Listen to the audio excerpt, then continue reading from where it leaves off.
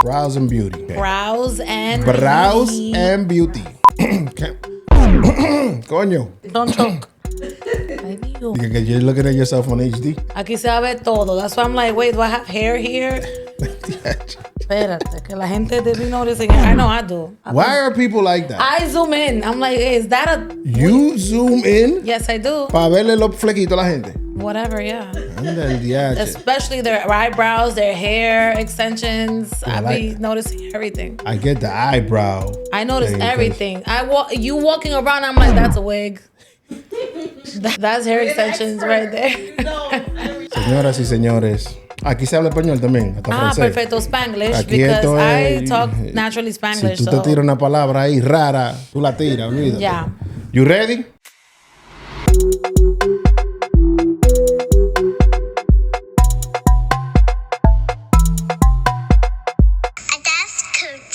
The first thing I always like to do is give thank you to God first. Secondly, thank you to all you supporters, the YouTubers, the TikTokers, the listeners all across the world. Thank you so much for tuning in, and we're growing because of you, baby. Now today, we have Eliana Hernández. She is the CEO, founder, and owner of Brows and Beauty. Eliana, how are you? Round of applause to you, baby. What's going on, Eliana? How are you? How you feeling I'm today? good, and you? I'm great. I'm fantastic. Qué bueno.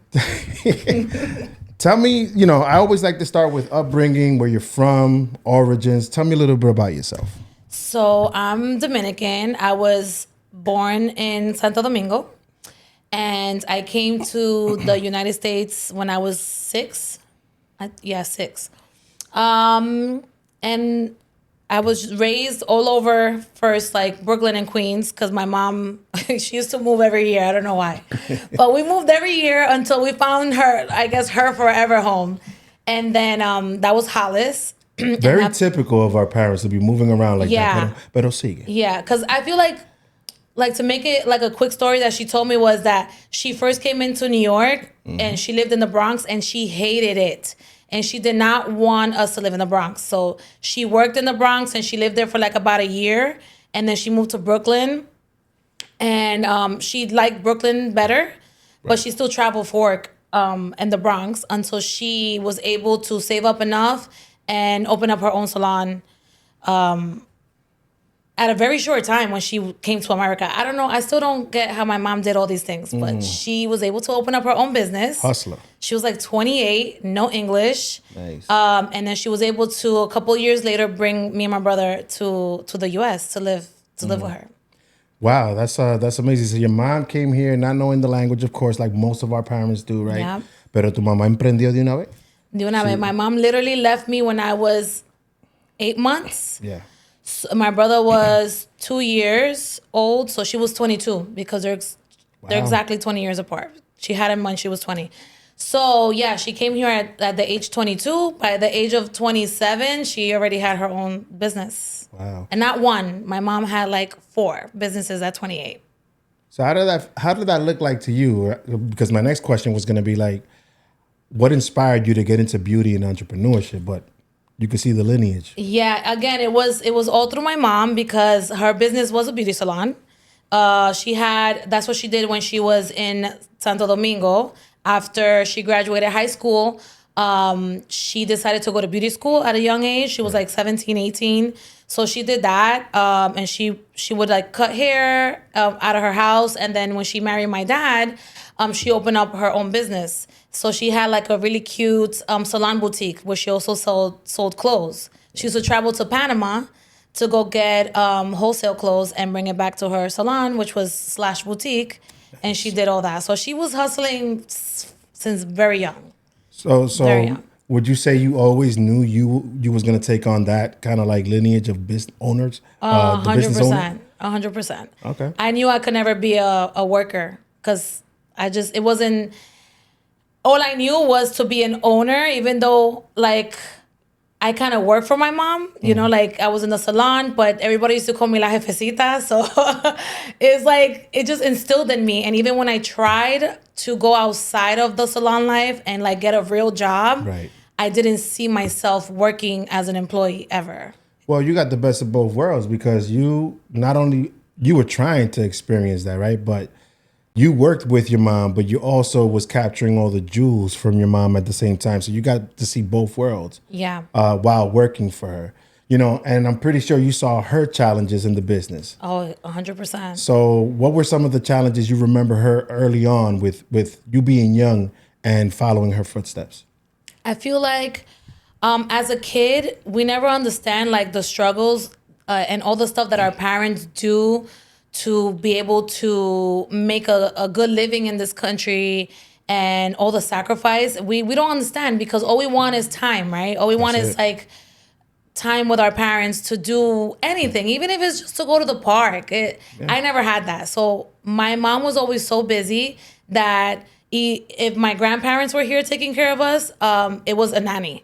I never had like my mom there. So as a young kid, that was very difficult for me and my brother. We struggled because we also lost our dad very young. So we lost our dad literally a couple of months after we came to America. So they did all that, and you know, they worked so hard when they both got here, basically for my dad to lose his life and didn't even get to enjoy us after they brought us to America. So that was really tough on us as a kid, especially my brother, because I was only 7, so I kind of understood that he wasn't gonna be here anymore, but I was still new. Yeah. But my brother was already 8, so he understood more. And my dad used to coach his little league baseball when he came to America. So that's something that they did every weekend. So for him, like drastically to not have that anymore, that took a toll on my brother. But as you know, a lot of people know, like immigrant parents come to this country and they kind of forget about how important it is to follow up with kids and mental health and all that.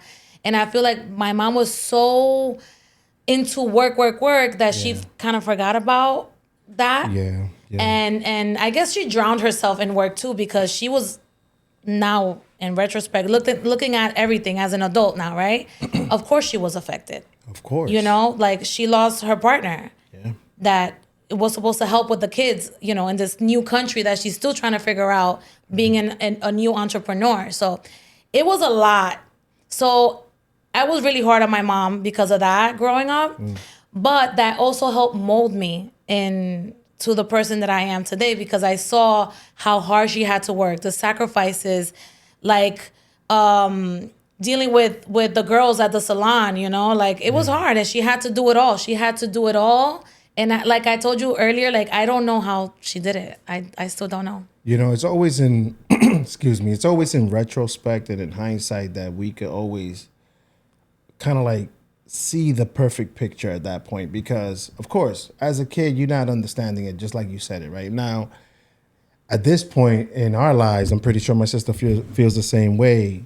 We could pinpoint and understand why our parents work so hard, why, you know, how much of a big sacrifice was it for them to actually come to this country without knowing the language, y tratar de, you know, make a business or work hard or double time.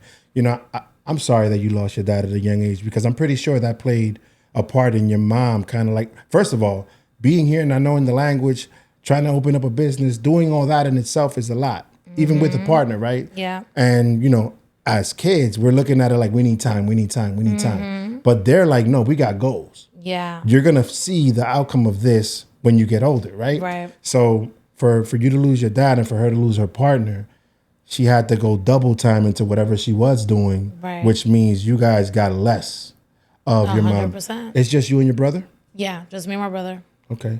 You know, to be honest, it's a lot going on with our parents now, because we could see the challenges that they face. And when my sister and I asked them, hey, you know, we're parents now. So give us some tips and jewels and stuff like that. And all they could say is, you know, we just worked. We dived into work. And when you say like they kind of forgot about us a little bit, you know. Not only of that, they didn't only forget about us, they forgot about themselves. Yeah. Because they didn't, that generation right there, they didn't believe in therapy like that. They didn't, you know, it wasn't. Didn't. So they just zoomed into whatever they could and focused hard on it. Total, the outcome is the outcome. It's a good outcome. You know, you got a lot of jewels out of that. As a matter of fact, you're a business owner now. We're going to dive into that. Yeah. But there's a lot of gifts that comes with that pain. Is what I'm saying. 100%. I feel like in my case, I always tell my mom that she's just so lucky because me and my brother could have been something completely different than we are right now. Because we literally had the opportunity to do whatever we wanted. Half the time we were alone. Yeah. You know, like when the babysitter wasn't there, when we got older, we didn't really need a nanny anymore. Mm-hmm. We you know, she would just have somebody to come, clean, cook, and then they would leave, and then we would be alone. Yeah. So we really had opportunities to be bad, but but we didn't. I think we were really good kids. Yes, I'm sure I have memories of me and my brother doing a lot of mischievous things, but nothing that was like gonna put us in harm's way. You know what I mean? Like, she was really lucky. How would you say your upbringing, in its totality, shaped the woman that you are today? Because there's a lot of pain there. There's a lot of happiness there. Yeah. You know, of course, but how would you say? I feel honestly with like my dad passing and everything, like I was so young. So I didn't know how to take that. I'm the type of person, I feel like that's when the person in me developed that I forget about things. Like I could really delete things when I don't like it. So if I don't like you as a person, I'm gonna delete you, and it's like you never existed. You could walk past right in front of me, and I don't even recognize you. And like I forgot that I was friends with you. I am that person. I think I developed that when my dad died because it was confusing and painful, and I didn't want to think about it, so I just deleted it. Damn, not the memories. No, I have all my memories with my dad, but I don't like to think about it too much, and I don't like to talk about it. A lot of people don't even know that my dad passed, because I don't want to be sad. So that's, if that makes any sense. That I don't know. Makes perfect sense, because it's like it's not like you're just deleting it, right? It's like you just want to remember the good, of course, and you don't want to remember what happened. Yeah.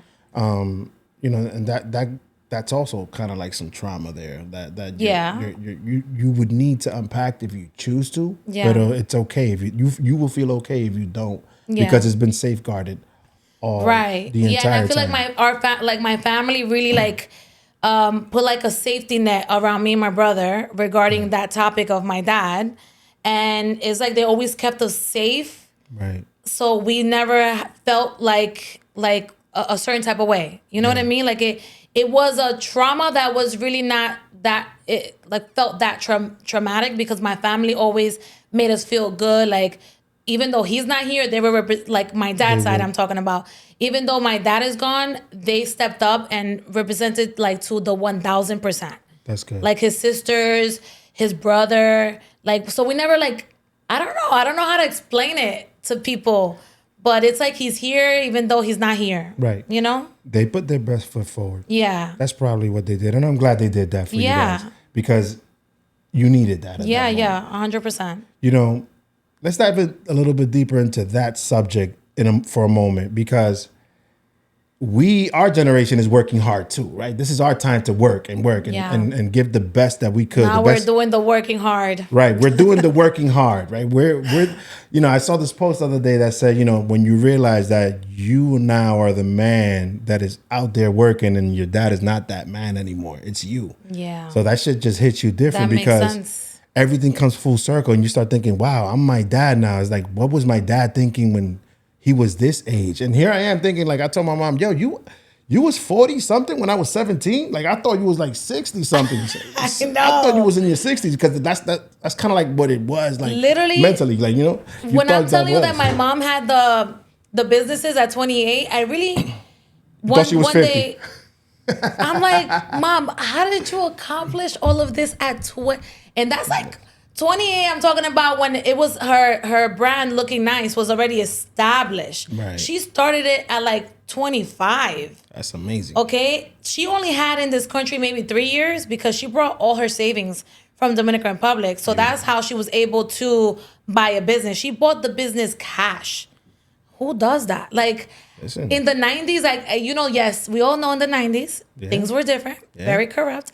And you could get, listen, let's be honest. It is true. You could get things easier, way easier than now. True. You could buy a beautiful, almost mansion for like $100K back in the 90s. Con toda esta tecnología, you could do half of the shit that you could do in the 90s. Because in the 90s, people was out here getting it. Yes. If you was getting it in the 90s, Facts. you're not good right now is because you played it dumb. Yeah.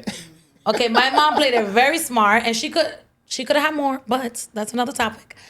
But I gotta give her all the props. She played it really smart. She came into this country, literally did what everybody tells you to do: own a business, buy real estate, own, buy. Like that's all she did. That's all she instilled in you. And we saw that. Yes, we saw the hard work, the not giving us time and all that.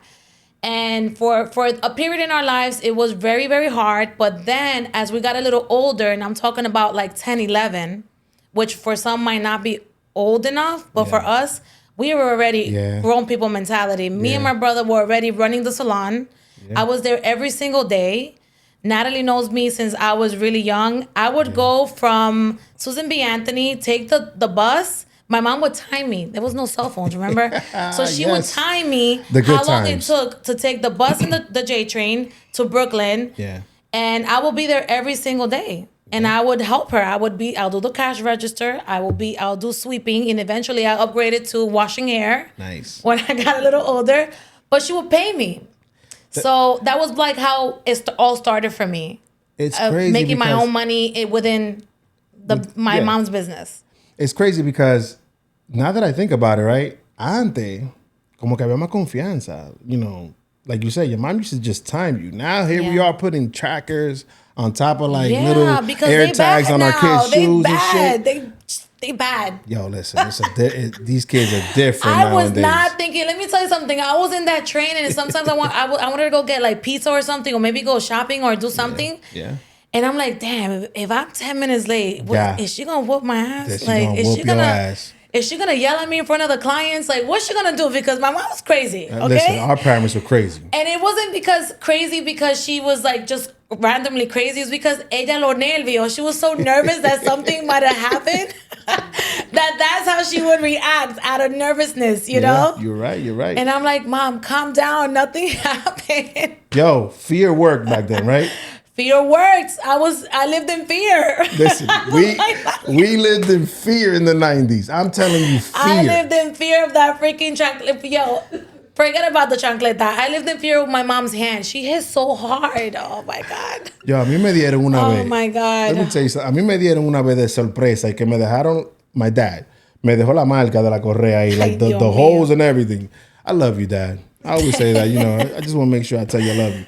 But fear worked. And it's my crazy. My mom is a lefty. You know them lefties here. Hard. De una vez. God forbid she threw the chancleta at you. She's aiming for your head. And it will hit you every single time. In the same spot. Every single Listen, time. Everything was different in the 90s, yo. It's crazy. Fear worked. Fear doesn't work today, though. I don't think so. I don't know why fear doesn't work today. Maybe we're like too soft. I don't know, but I'm instilling a lot of fear in my kid. It's starting right now. Eso es así. Fear. Toma. Yeah, that's how I was raised. I'm going to do what worked for me. And we are okay. And we're just fine. Before the podcast started, we're like, yo, los niños ya cuando cumplen sus 17, 18 años, ya, that's it, you got to let them go because now they got their adulthood life to live and figure out and survive. They survived already. Yeah. If they survived, if we survived our parents, yeah, they knew they could let us go. All they told me when I had Evan was just keep him alive. I said, okay, that makes sense. I was like, I wonder why they're telling me that. Yo, keep him alive. And then I have a boy. I'm like, oh, that's why I gotta keep him alive. This little ninja is crazy. Yo, where is the fear? He got no fear. He's fearless. The chamaquito, these fearless. Alpha kids. Oh my God. Your son is alpha. alpha. Him alive. Yeah. Yeah, these alphas my girls are alphas too. Estos chamaquitos tan de pinga. They have no fear. They have no fear. They could care less. They ask questions, tough questions, good questions that you be like, yo, that's not the point. Yeah. I get it. No. Muchacho. Ay, Dios mío. And it's like it's a whole different situation now than back then. Back then, at least our parents didn't have so much technology and all that shit. They just instilled fear, gave you a time, and if you didn't follow any of that, ¡fua! Ya lo sabe. Una galleta y ya. And we're just fine. Like you said, I always tell people, listen, if we survive, he's gonna survive. Because I'm gonna do the same thing my mom did. There you go. And at 18, you'd be like, you made it. You survived. Literally. You survived the house. Go live life and do your thing. Y no me llame tanto tampoco. Yeah. Come here as an advisor y te cobro. Cuidado. Así que, that's it. That's what you got to tell them. Damn, you tougher than my mom. At least No, I could listen. call her whenever. The thing is, because I'm a girl dad, I started off as a mush, the biggest mush. Pero coño, ahora la estoy pagando toda. It's like, yo, ven acá, let me restructure this mushness y toma tu disciplina. Because, de verdad, no diga que toma, yo no lo doy a mi niña, pero toma tu disciplina however I do it. Because, coño, vamos a ver, because no, you have at to any point, you have to discipline. 5-6 years from now, they out here already. Yeah. It's either you with some boyfriends. Get ready. Tú ves, me diste un bajón. Sorry, I'm no, just mira, saying. tú sabes qué, I'm gonna be the type of, you know what? Yo creo que yo voy a estar bien. Los chamaquitos van a estar bien también. Vamos a estar sanos. You're gonna be the cool father-in-law. Everybody's gonna be alive. Everybody's gonna be alive. That's the only thing I can guarantee. Yeah. Everybody's gonna survive. Pero cuidado. Cuidado. Cuidado, que tengo un gimnasio aquí, le estoy dando esta pesa. That's it. Diariamente. Ya tú sabes. Cuidado. No quiero coro. So you're a mom. That was my next subject.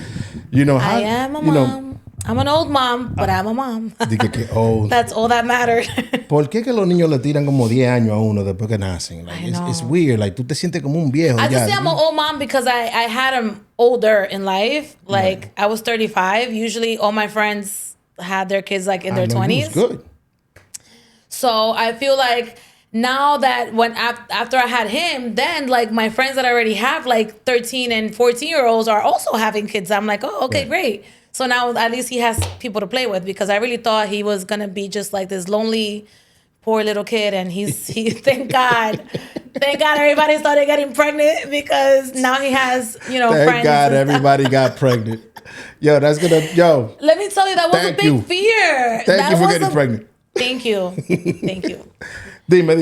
That was a huge fear of mine, like having a baby at an older age, because like, who is he gonna play with? All of my little nephews and nieces are already older. They out here already, yeah. So, it's something that was always in my head, and I was always in my head about it. And I was like, this has to happen. I have to have it. It's now or never. That's why they tell you, these elders, right? Los padres de uno y vaina te dicen, have your kids back to back para que no estén solo y vaina. Yeah. And with the one child, that was already good. My second child came by surprise. I love you, baby. Pero tú llegaste de sorpresa. And I'm glad she did, because it's true. They're 2 years apart, pero, they complement, they play around, they complement each other. It makes sense. Yeah. It's not that wide of a gap. Yeah. We're 4 years apart. Well, 3.5, really. That's not bad either. 3 3/4, yeah. But we was close. Yeah. Too. So it makes sense. So in your upbringing, you saw a lot of hustle, entrepreneurship, your mom going out there and getting it, and you learned from both working on your own, pero también looking at this CEO that you fantasized, she was doing her thing, and you grasped a lot of those jewels. What do you wish your kid, your son sees from you and grasp in the future? I just want him to see like the hard work, like it's like a reward. It's not like you're working so much for nothing. You're working to build something. Yeah. And the good thing that we have now that I didn't have growing up was that I could teach him the better way of doing it. Work smarter, not harder. Yeah. Unfortunately, back in the days when my mom was just work, she wasn't really thinking like work smarter, not harder. Right. It was just work hard, because that's all that she learned was just work hard. Like you have to just be a hard worker all the time. And if you don't put in the work, you're not going to get, so-and-so. Right. But I feel like now with technology and everything, I'm definitely going to teach him how to take advantage of the things that we didn't have growing up. Right. That now definitely like I said, it's just going to be easy. Yeah, and I could set him up with, some sort of like a kickstart of whatever it is. Like he already has his college fund. He already has a savings account. Like things that my mom kind of started, but she didn't have the knowledge and the education that we have now. You know, so I have like our generation has like that plus. Because they didn't know. They learned that through the years, you know? I think that our parents, now that I'm starting to decode the conversation that we're having and stuff, I think that our parents, coming from where they came from, a third world country at that, they didn't teach them that. They didn't teach them finance or for the future goal. It was in the now. What do you have now? That's it. And at any point, the now could be taken away from you. So that fear, that's the fear that they had.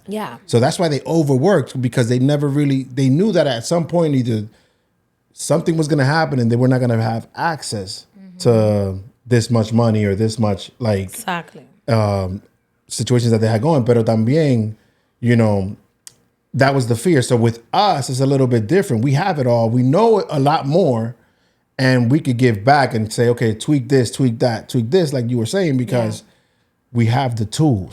Pero now they have AI and everything. They have their own tools that they're growing up with. That's going to make us obsolete at some point if we don't keep up. He's going to be like, no, mom, this is how we're going to, I'm going to be like, okay.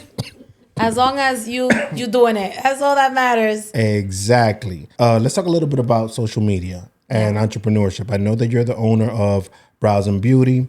You have your page, but you set up your social media. When you have a business, you become an entrepreneur, but there's a lot of challenges in that itself, because you're always trying to keep up, right?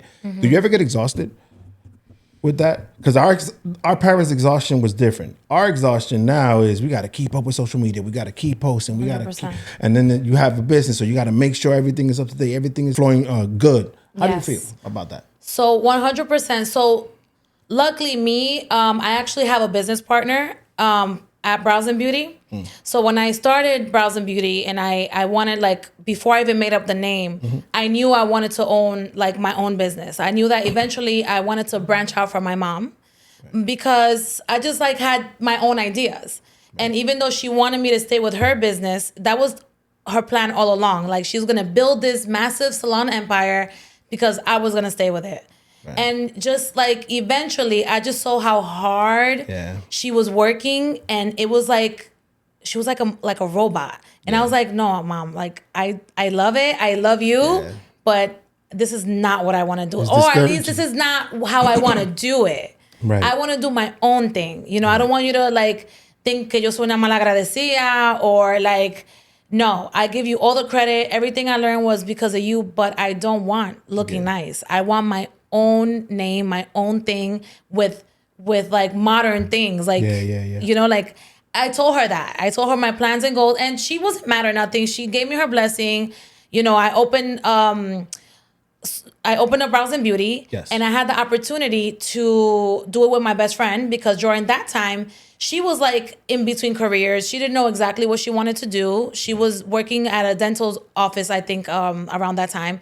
And when she told me about aesthetics, and like maybe she was thinking about getting into that field, I was like, oh my God, that would be amazing, because I kind of like want to open up my own thing. Imagine if, you could do it with me. That's my best friend, So she like ran with that, and she really did it. Like, she went to aesthetic school. Beautiful. And under 1 year she graduated. She got like, she started doing facials, learned how to do lashes.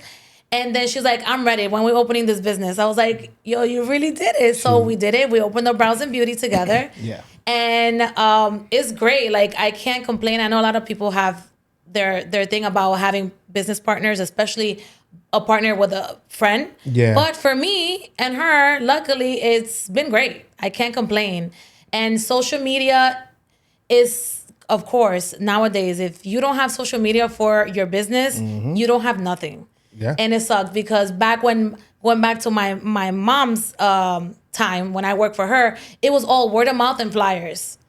Literally, we would go. It was me and my brother, and we would, on downtime, this is what we did after school. And it'd be your own neighborhood. We would literally go around the salon. He will get his bike, and I'll get my scooter, and we would just put flyers everywhere. She would hire, people from the neighborhood. los viejitos from the neighborhood back in Brooklyn, you know, eso existía. Nowadays, you don't see not one viejito coming to your businesses to check on you. You don't see that no more. But before, we had not one, like 5 of them. That they would just be doing nothing. And then my mom would pay them, you know, $10, $20, and they would go hang, like, put the flyers everywhere. I'm talking about miles and miles of radius because they had nothing to do but walk around. Yeah. So it was like that back in the day. That was a thing. That was a thing, you know? That was a thing. So when we first opened Brows and Beauty, and we learned very quickly that social media was literally a job. Yeah. It was a second job, an exhausting one. Oh, yeah. You know, it's just like we just had to do. We had to learn. We had to learn from scratch. We had to learn how to be content creators, how to make it make sense, and it was really hard in the beginning. It took us a good 3 years to get it together with that. You know, social media is a job in itself because yo me encuentro sleepless nights just editing y haciendo and ideas. You start to pop up with shit in your head. You wake up in the middle. You wake up in the middle of the night with shit in your head? Not anymore. I do. Before. I'm there now. I'm like, yo, I gotta stop. I did before. It was really bad. And I already have, like, what is it called? Amnesia when you can't, insomnia? No, look, not amnesia. Insomnia. One of those. One of those things I have, okay, that I really can't sleep. I already need help sleeping with some pills, maybe a little wine. But all of those, okay, all of the above. I give some to my kids and I take some from there. Yeah, vamos, todo el mundo vamos a me. That's it. Literally, and in the beginning, when we opened Brows and Beauty, oh my gosh, it was just like the ideas and how to do this, how to do that on social media. I used to lose sleep. I don't know about my partner, Desiree. Yeah. Because I'm always the one that is like the picky one, the one that needs to everything has to be perfect. Yeah. I'm a Libra, so everything has to be perfect and within balance with, you know, everything has to be aesthetically pleasing and nice, you know? So I lost sleep. She'll be like, it looks good. I'm like, no, your hair is off, or you said the word wrong. And she will hate, to this day, she hates it. Listen. But now she gets it. Now she understands. It's already 9 years in. The aesthetics. Yeah, and she's doing her own thing, like with her own little side business. So she knows now how important it is, the aesthetic and the look of things. It's, you know, it took her a long time to learn that. But I learned that a long time ago because I already saw how social media was working and the people that were doing good, what they were doing to scale. Yeah. You know, you can't be mediocre on social media. You're not going nowhere.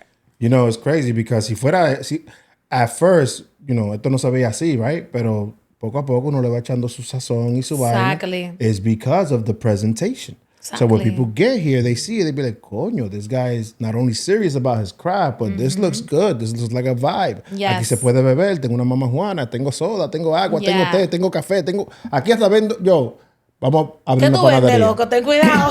Vamos a abrir una panadería aquí atrás. Vamos a ver. No, yo no vendo nada. Aquí se trabaja duro. Okay, sourdough. Aquí trabajamos duro todito. Everyone in this room is a hard worker, right? It's just that social media is going crazy. But some sourdough bread, we got you. Tú sabes, un poquito.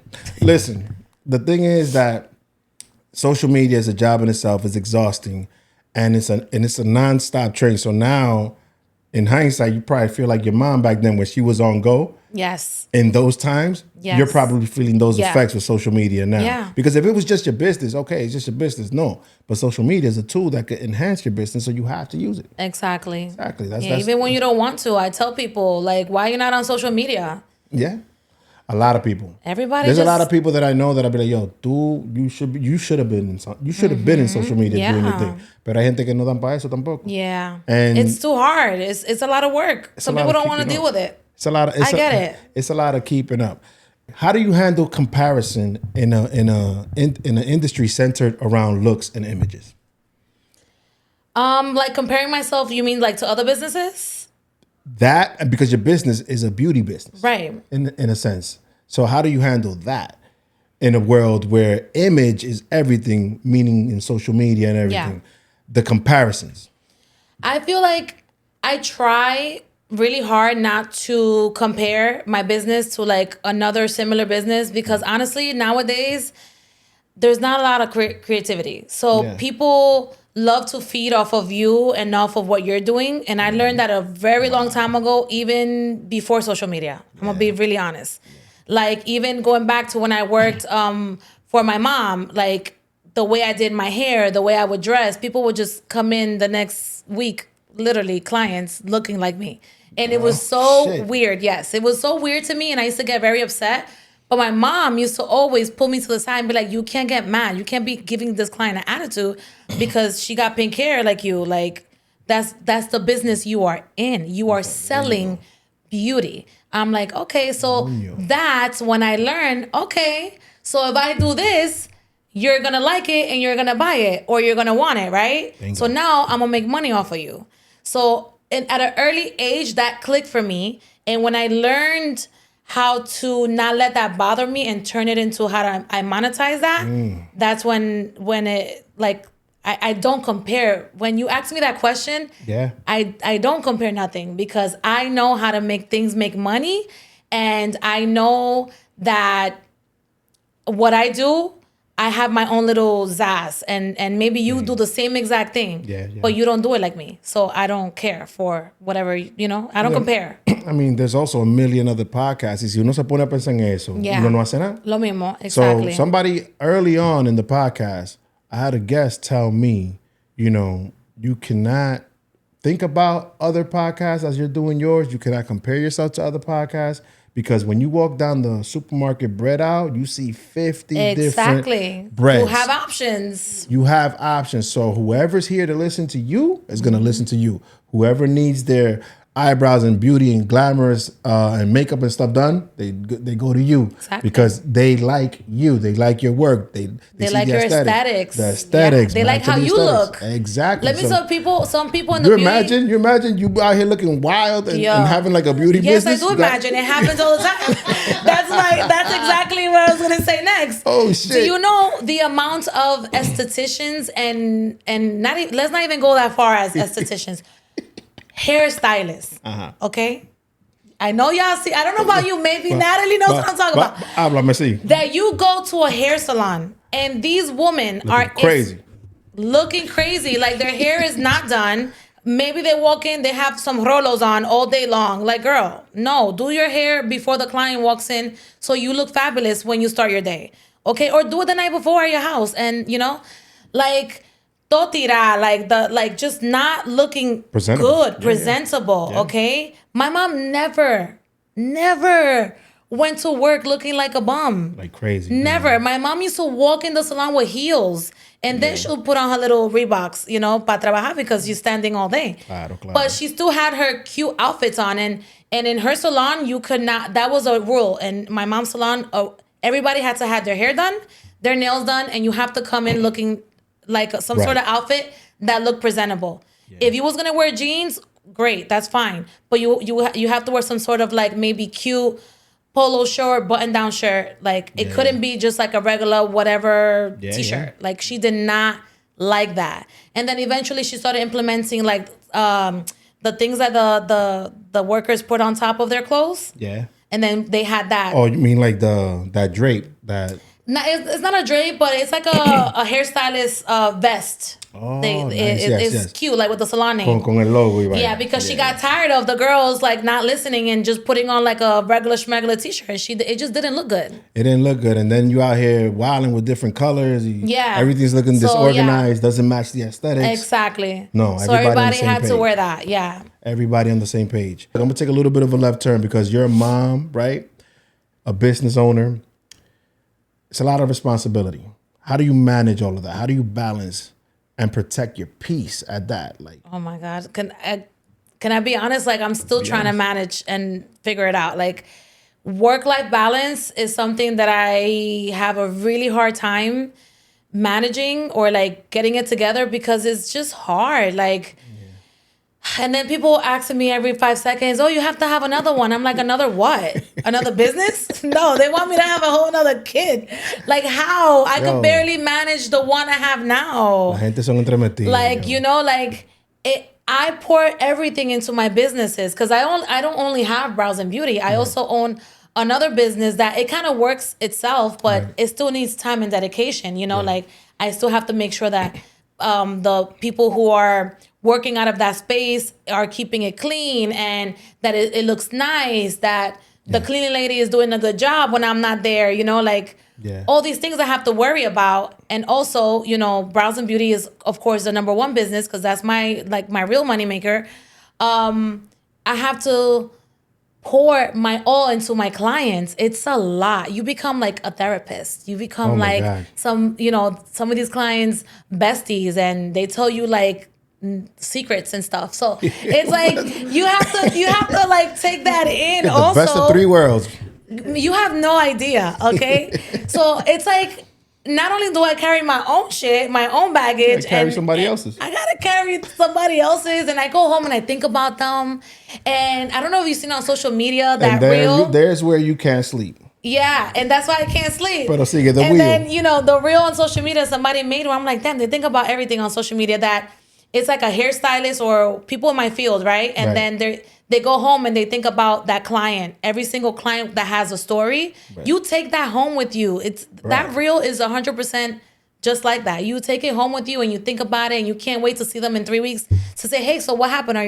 Did everything work out? Yeah. This, that. Like you become everybody's friend. And I am that person who really does become very attached to their clients. Oh, okay. So for me, I thought this was going somewhere else. I'm gonna tell you where I thought it was going in a moment, but go ahead. No, I just become really attached to my clients. So I pour myself into my work because of that. I'm just not a regular schmegular hairstylist or tattoo artist or whatever it is that I'm doing to that client. Yeah. I really do it because it is really 100% my passion. Like it is what I love to do. So that becomes hard because then you feel like it takes over everything. And now that I'm a mom, before, even though it was just like, I was a girlfriend, like he just had to understand that I'm home late because my client needed me, and she needed to be, she couldn't come earlier. So I'm going to always say yes, Like now I have more boundaries, of course, because if not, I'm not going to spend no time with my baby. There you go. But it took a long time to get there. Our parents, I don't know. Well, I'm guessing it's similar because in the 90s, it was wild. But our parents, they was always welcoming. La gente se le presentaban en la casa al mediodía a comer. Yeah. It was like a whole bunch of camaraderie, like the neighborhood, everybody, brotherhood, everything. Yeah. I think our generation is a little bit more like, get away from me, get away from me, get away from me. Yeah. It's because we understand that, like you said, people are carrying different baggages of salt in their own way, unbeknownst to them. And all that shit transfers on to you. And you're here listening to everyone's problem while servicing them. Yeah. It's crazy. Same thing in the podcast. I'm here listening to people's stories and stuff like that. A lot of that, like, I'm like, yo, esto es energía que me está... Yeah. It's entering one way or another and it's affecting me. So I have to disconnect. I'm the person now, before I used to be a lot more like in the mix. Ahora in my 40s, I'm like, yo, mientras menos gente... mejor, because I can't. Like I have enough going on with my daughters, my family, el trabajo, que si this whole thing is a whole social media. Yeah. 24/7, me overly thinking about how to make it like more like accessible. Yeah. Create ideas, do other things outside of the podcast, make funny reels, whatever it is. Yeah. So it's just a lot. So it's a lot. It's a lot to balance. That's what I'm saying. Yeah. It's too much. It's that work-life balance. So if the question was, how do you manage? That was the question. That was the question because that is the question of the year. Yeah. I feel that looking back, like our parents managed everything very well. Didn't I tell you? I don't know how this lady did it. I don't know. I still ask my mom, how did you? And she looks at me and she laughs. I'm like, that's not a good question. Crazy. Like, that's not a good answer to my question. She's like, well, you just did it. You just did it. Because you're looking at it like, yo, you went through this a couple of years ago. Give me some advice because now I'm here. Like, what's up? Yeah, literally. They just laugh it off or whatever. They just shun you off or they're like, haha, now it's your turn. You out here living. You survived my house. That's what she's doing to me, laughing at me like, you figure it out. I'm like, oh, God. Listen, I cannot wait till my girls get out here in the real world and be like, yo, guys, I'm charging a fee for advice. A mí se me van de aquí. Yeah. Everybody. Todo el mundo pa su casa. No, it's a real question, though, the balancing part, because I'm also still trying to learn how to balance everything. Yeah, It becomes it's a struggle. overwhelming. It becomes overwhelming, and you're here dealing with a whole bunch of shit all the time. Yeah. So what does peace look like to you? I feel like peace looks like to me when I take a lot of vacations. I love that. I'm always out. Like, I work really hard. So if I want to take a vacation every 3 months, I think I deserve it and I'm going to do it. And that's how I balance my stress. Coño, that's a good way to balance it. Because Yeah. if I'm going to spend money, I'm going to spend money on a trip. Yeah. Let's go wherever. Vámonos Yeah. donde sea. And if I don't want to spend a lot of money, I just book a trip to DR because I really don't spend a lot of money out there. So that's why I'm works always too. out there. Yeah. That always works too. But I feel like that's how I zen myself and I ground, I refresh everything and I recharge myself. I go back home or anywhere similar to DR and I just like spend a lot of quiet time. I try not to be around a lot of people. It's hard because when I'm there, it's like everybody wants to visit you and I want to visit everyone because it's family. But they give me my space.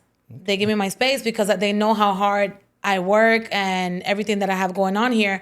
So if I'm out in DR and they know that I'm not visiting you or they don't hear about me for like 3 days, it's because, okay, no, let's not bother her. She'll come around when she's ready. And then that's exactly what I do. When I'm recharged, I go and I visit everybody. And that's when my vacation like kind of starts, you know? Yeah. No, when I go to DR now, yeah, you want to see your family and stuff like that. But I'll do that 1 day, 2 days, maybe, because depending on how much time I'm going for. Yeah. But in realidad, the vacation is for me. Yeah. To disconnect from everything here. You think I'm gonna connect with everything over there? Like I'm not. No, now like literally they come to me. I'm not going to you. You know where to find me. I'm either here or there because we have 2 houses out there. So if I'm not in the capital, I'm in Bonao. Come through. You're always invited, but I'm not going to you. That was one of my questions for you though. Do you see yourself living in DR in the future? 100%. 100%. 100%. 100. Me too. The I feel like that's home. Yeah, it's a lot.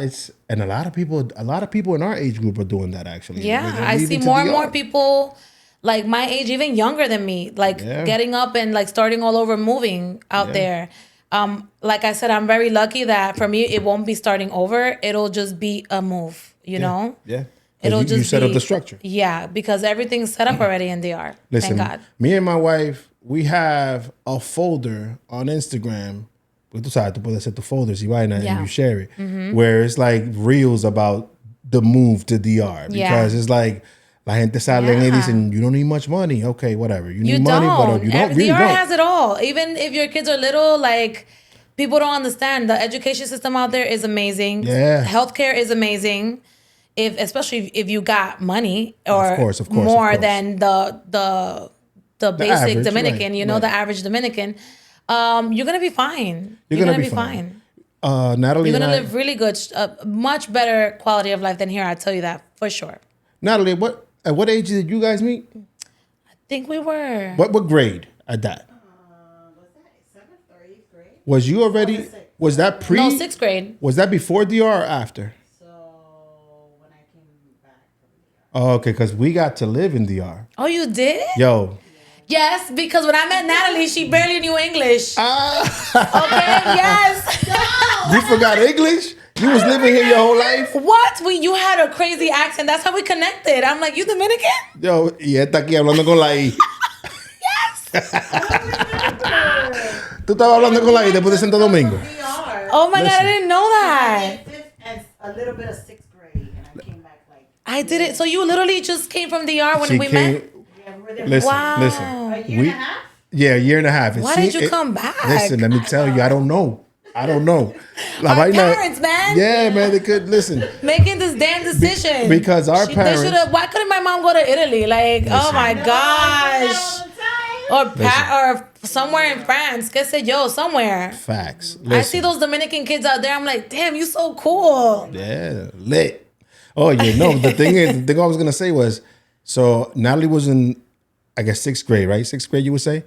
I did high school, 2 years of high school over there.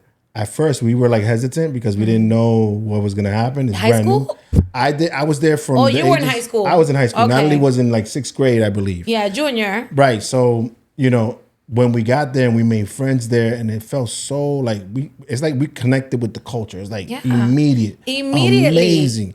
We didn't want to come back. Actually. And there's like, back when we were kids, like it wasn't like this thing that it is now, bullying. Like eso no existía. It was more. Everybody was so nice to beautiful. you.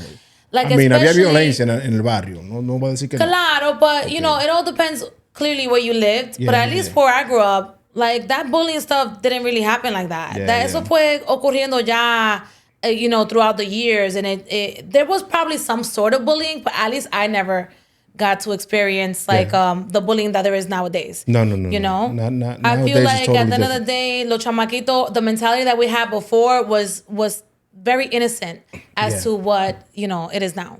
The reason why I brought up DR is because, of course, I guess your mom, you mentioned she's at some point gonna go, but for us, like at that time frame when we lived over there, my parents were already ready to live in DR.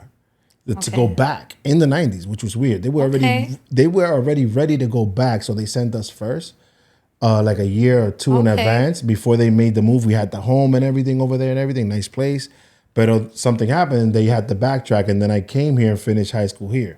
Oh, wow. Which was probably the best decision because none of this would have existed. Whatever. The whole thing is everything happens for a reason. Happens for a reason, yeah, right? For sure. But now looking back at it in hindsight, when I was during that age of 20, 21, 22, I never looked at DR like I'm not going to live there. But now in my 40s, I'm like, yo, I want to go back to DR. There. And the crazy thing about it is when I take my oldest over there, she connects with her culture. Yeah, and she loves it. She loves the music. When I tell you that Evan loves Santo Domingo, beautiful. He loves it. Beautiful. Make sure he keeps that. His favorite place to be is, he calls it Santo Domingon. He loves it. Beautiful, beautiful. Yes. I have one final question for you. Yeah. What advice would you give to moms who have to choose between family and their dreams? You don't have to choose. You could literally do whatever you want to do. You could have everything. I don't believe in choosing anything. I feel like if you wanna pursue a certain career or whatever it is that you want to do it, and you could still be a wife and you could still be a mom. But you have to work out that balance. You know, you have to have a strategy, have a plan. Yeah. But as long as you have the will and the skill, then you should not limit yourself to choosing. I don't exactly what I was gonna say. Don't believe in that. Don't limit yourself. Go after everything you out to get, because I feel like everything. Because we only get to do this once, and we need to enjoy it to the fullest. Enjoy your families, of course. Yes. But also continue to pursue your dreams. I hate when people used to tell me, now looking back, it was wrong for people to say, you know, once you have kids, your dreams die. Yeah. You know, and I heard that a lot growing up. I used to hear that too, and I'm like, what are you talking about? And it's crazy because now we're living it, right? And I'm like, no, now I'm going harder in whatever I want to do. Yeah. And I'm still going to give time to my kids. And my kids will be all right. Ellos están sobreviviendo. Yeah. Not, you know, as long as they're alive. I guess for me and my brother, because we saw my mom do it all by herself, there was no limit. Yeah. There was no limit because my mom se metía en todo, en todo. My mom not only had at some point 2 beauty salons, okay? Wow.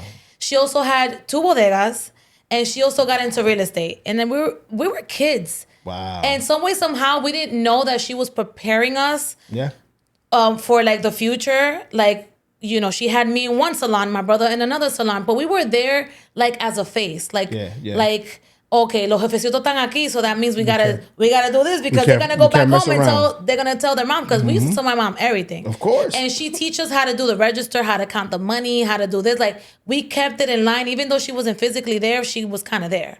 And we did that for years. Yo. And she was doing the other businesses and the other new ventures that she was doing that, you know, she would never let us go to none of the bodegas. Yeah. She would have like my uncle run one, and then she would hire other people. But we would see my mom do all these things, and we didn't know. Like I said, we were young, so we didn't know. Yeah. We just knew that she was just busy, you know? Yeah. And now looking at it, I'm like, yo, this lady was crazy. She was building an empire. She was literally building an empire. That's dope. Literally. And that's why, like, every time I'm asked about like business and my upbringing, the first person I mention and everything I know and I learned, I have to give credit to my mom. Yeah. because the lady is she's the GOAT. amazing. She's the She's GOAT. amazing. She's amazing. Wow. Listen, Eliana, thank you so much for joining me on the podcast. It was a great conversation. Yes, thank you for having me. Is there anything you would like to say to the camera at this moment? I would just tell people, young girls like me that are, in their 30s, that just don't worry about the age. Like, if you have a goal, if you want a new project, or I don't know, any fears that you might have, forget it. Just do it. Just do it. You have to take the risk or lose the chance. That's like my favorite quote ever. And just go for it. Yep. Take the risk because nobody's taking it for you. That's right. It's just you in your head. Boom.